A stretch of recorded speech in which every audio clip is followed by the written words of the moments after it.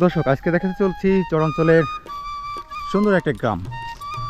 আজকের ভিডিওর মাধ্যমে দেখানোর চেষ্টা করব এই গ্রামের সম্পূর্ণ চিত্র এবং সৌন্দর্য, বসবাস সব কিছু দেখানোর চেষ্টা করব। এই গ্রামে উঠতেই একটা গরুর একটা উঠান, যে গরু গুড়া বলে। দেখুন, এখানে গরু সুন্দরভাবে ঘাস খাচ্ছে, খুবই দারুণ। আর দেখুন গৃহস্থ বাড়ির যে উঠানটা, সেটা কিন্তু অন্যরকম একটা সৌন্দর্য। একদম মেঠো পথের মতো একটা গ্রাম। এদিকে কিন্তু গরু বাঁধা, গরুতে কত সুন্দরভাবে একসাথে সারবদ্ধ ধরে ঘাস খাচ্ছে।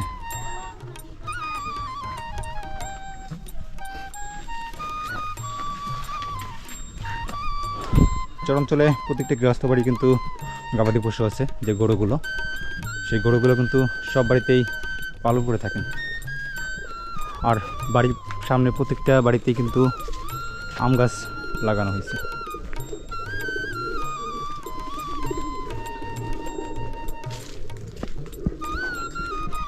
এটা হচ্ছে মুরগির একটা খোপ, এখানে হাঁস মুরগি রাখা হয়।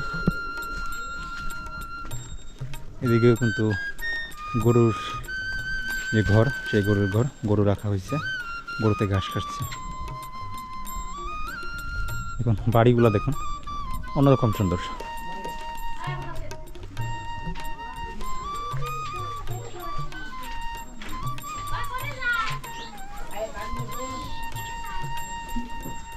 দিকে ঘুরে দেখুন, একটা বাছুর, একটা গাভী গোড়ায় ঘাস খাচ্ছে।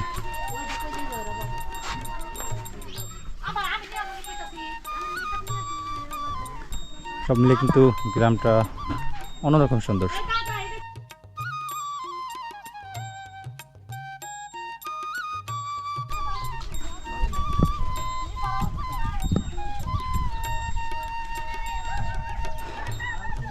এদিকে বাড়ির সামনে কিন্তু সর্ষে ক্ষেতের আবাদ করা হয়েছে।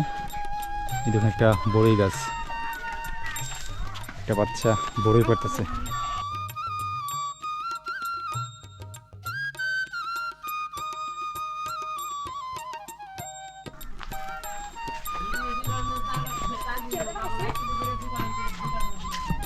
সামনে দেখুন, সামনে হচ্ছে এখানে ছাগল বেঁধে রাখা হয়েছে।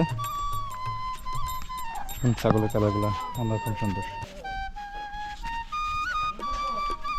যাচ্ছি এখন গ্রামের প্রায় শেষ প্রান্তে এসে গেছি। এদিকেও কিন্তু একটা ছাগল রাখা।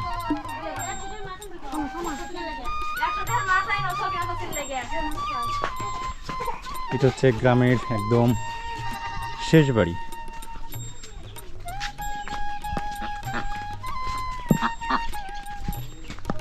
এদিকে দেখুন ছাগল বাঁধা।